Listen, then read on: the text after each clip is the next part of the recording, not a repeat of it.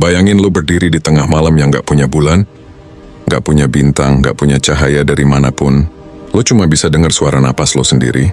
Dan itu pun kadang lu benci karena rasanya hidup ini lebih cocok kalau lu nyerah aja. Ada masa ketika lu bangun pagi, tapi gak ada alasan buat bangun. Ada masa ketika lu tarik napas, tapi gak ada isi buat dihirup.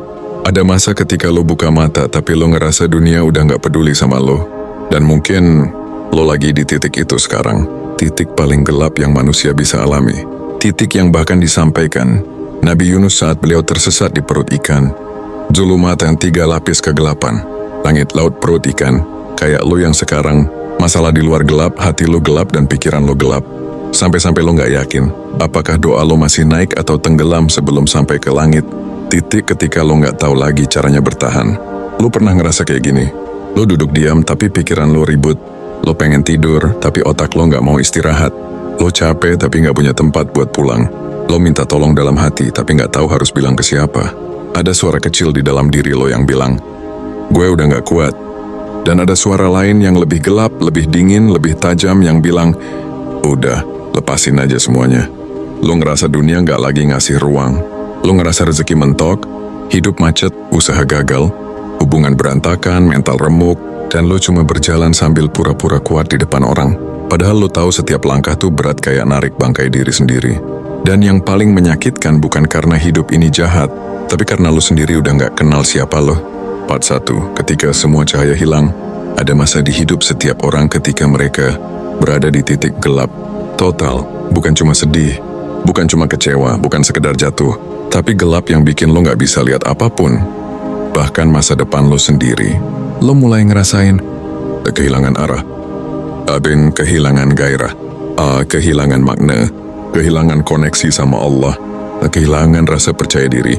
Pengen bonding serius cerdi untuk berjuang. Gak ada motivasi yang masuk, gak ada kata-kata yang nembus, gak ada nasihat yang nyangkut. Karena lo udah ada di tahap bukan cuma butuh solusi, tapi butuh alasan buat tetap hidup. Stoikologi bilang, it is not things that disturb us but our interpretation of them. Masalah dunia bukan yang bikin lo mati rasa, tapi pikiran lo sendiri yang terus ngomong, gue gagal, gue salah, gue gak berguna. Sementara Islam bilang, dan kami akan menguji kamu dengan ketakutan, kelaparan, kekurangan harta, jiwa dan buah-buahan. Surat Al-Baqarah ayat 105. Allah gak bilang mungkin, Allah gak bilang kadang-kadang, Allah bilang akan. Karena memang ada fase gelap yang Allah ciptakan sebagai jalan pembersihan, bukan sebagai hukuman. Tapi waktu lo ada di tengah badai itu, semua teori, semua ayat, semua motivasi, rasanya cuma lewat tanpa bekas. Karena jujur aja, yang lo butuhin bukan sekedar sabar ya, yang lo butuhin adalah cara buat bertahan malam ini. Part 2, rasa sesak yang gak bisa lo ceritain. Ada kesedihan yang gak bisa lo jelasin. Karena tiap kali lo mau cerita, lo bingung mulai dari mana. Gimana lo mau jelasin rasa kosong yang bahkan lo sendiri gak ngerti? Gimana lo mau ceritain tekanan hidup yang rasanya numpuk dari semua arah sekaligus? Gimana lo mau bilang gue takut yang sementara semua orang taunya lo kuat? Lo belajar buat diem, lo belajar buat nyimpen semuanya. Lo pakai topeng, lo senyum, lo bercanda, lo kerja seperti biasa, lo berusaha kelihatan baik-baik aja. Padahal di dalam dada lo ada retakan kecil yang tiap hari makin membesar.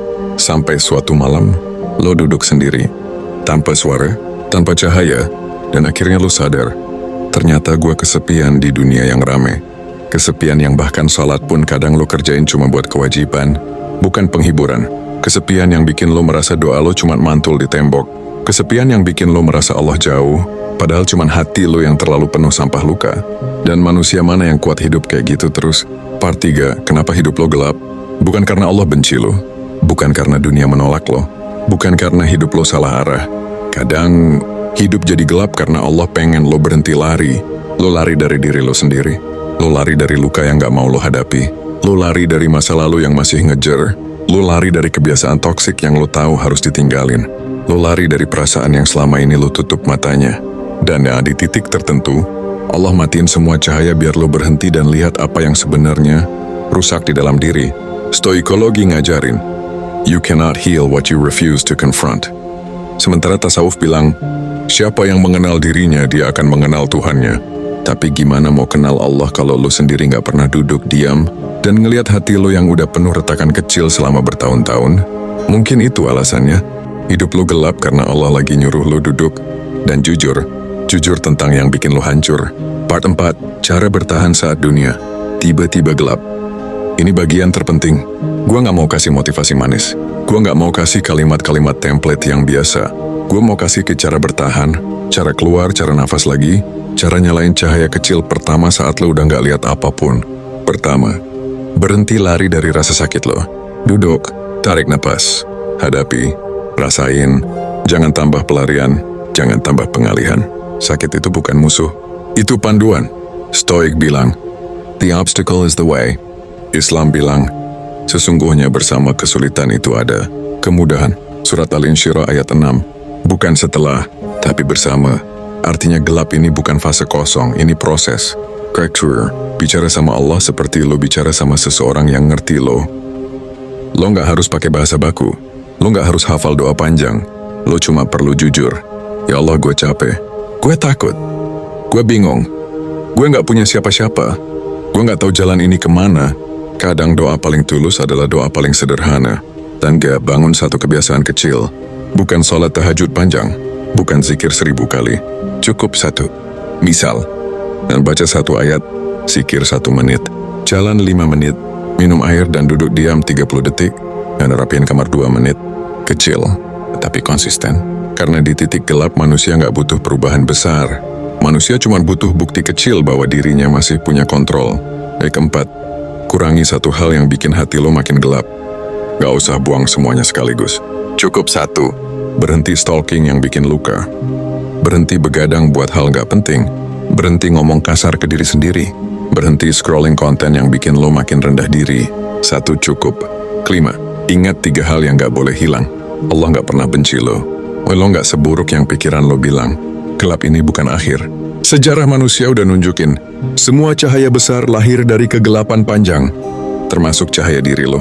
Part 5, cahaya pertama dalam hidup yang gelap, saudara. Lo tahu apa momen paling indah dalam hidup seorang hamba? Saat dia udah hampir nyerah, saat semua cahaya mati, saat semua pintu ketutup, saat semua orang pergi, saat semua doa rasanya basi, saat semua hari rasanya sama. Lalu tiba-tiba, di titik paling gelap itu, Allah buka celah kecil aja. Cuma celah, cuma 1%. Cuma satu hal yang bikin lo mikir, mungkin nggak semuanya selesai, nggak besar, nggak dramatis, nggak ajaib, cuma kecil, tapi cukup buat bikin lo bertahan semalam lagi.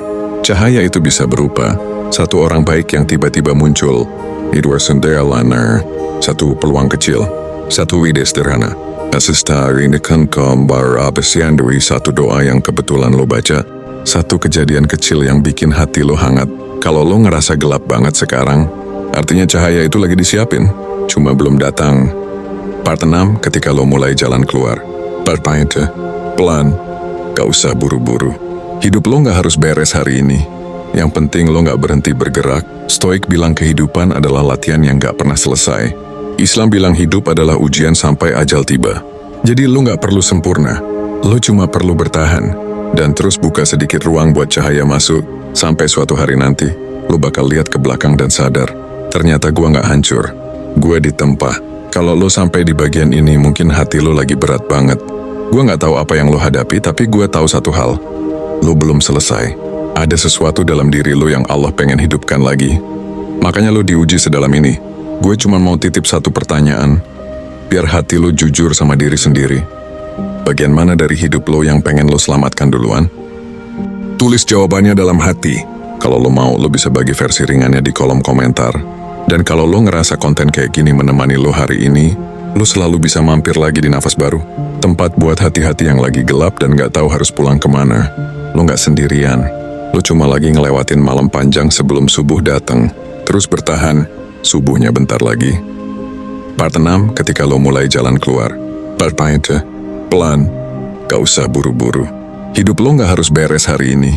Yang penting lo gak berhenti bergerak. Stoik bilang kehidupan adalah latihan yang gak pernah selesai. Islam bilang hidup adalah ujian sampai ajal tiba. Jadi lo gak perlu sempurna. Lo cuma perlu bertahan. Dan terus buka sedikit ruang buat cahaya masuk. Sampai suatu hari nanti, lo bakal lihat ke belakang dan sadar. Ternyata gua gak hancur. Gua ditempa. Kalau lo sampai di bagian ini, mungkin hati lo lagi berat banget. Gua gak tahu apa yang lo hadapi, tapi gua tahu satu hal. lo belum selesai.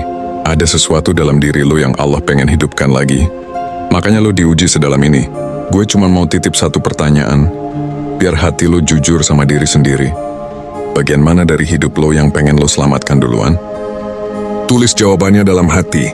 Kalau lo mau, lo bisa bagi versi ringannya di kolom komentar.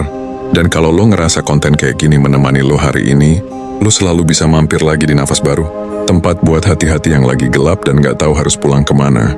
Lo gak sendirian. Lo cuma lagi ngelewatin malam panjang sebelum subuh datang. Terus bertahan, subuhnya bentar lagi.